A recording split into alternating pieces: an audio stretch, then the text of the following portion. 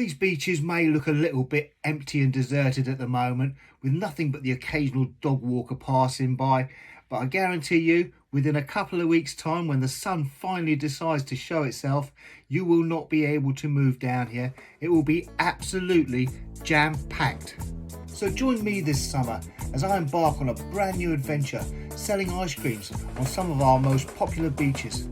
I will also be experimenting with some fantastic flavours that will take your average ice cream to a completely different level.